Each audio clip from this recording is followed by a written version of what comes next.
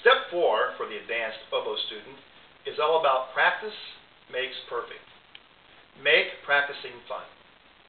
The reality is that all musicians spend many more hours practicing than they do performing on the concert stage. So finding ways that practicing can be motivating is very important. As we get to the advanced stages of playing, oboe students should be practicing 60 minutes a day.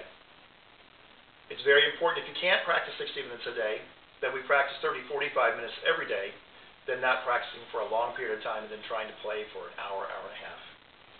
For the oboist, the embouchure has to be built up, just like an athlete is building up muscles in their arms and legs. And the only way that can happen is by daily practicing. A couple tips on making practicing fun would be as follows. Start the practicing off with something that you know well and fun. For many players, this is easy to do with major scales. At this point, you should know most, if not all, the major scales in the circle of fifths. You can play them slowly, you can play them quickly, you can play them with repeated patterns, you can slur them, play them legato, you can tongue them staccato to make them more interesting. You can play them in different orders. But starting off with something that you don't have to read is very important. For some players, the opening of their practice is simply playing the last tune that they performed in public. If it's memorized, that's terrific. If it's not, try to memorize that. But starting off with something that doesn't require a whole lot of effort and something that will help your playing. Ideally, playing the scales and playing your favorite last tune that you played as a soloist probably is the best way of starting. Following that, move right into the challenging part of your practice. What is new in band? What is new in orchestra? What's new in chamber music? What are you doing for your next new piece?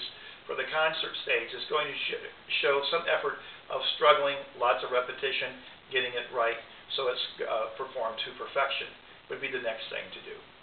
Then the next section of your practice can be going back and playing some music that you have played in previous method books, or a new concept that you want to work on, whether it would be articulation, your vibrato, high notes.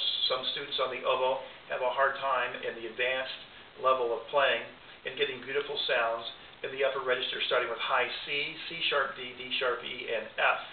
And working on those high notes are very important. And then the low notes, notes below D, C sharp, C, B natural, and B flat. Working on those very low notes and being able to get a good articulation. And then finish your lesson up again with something that's fun to play.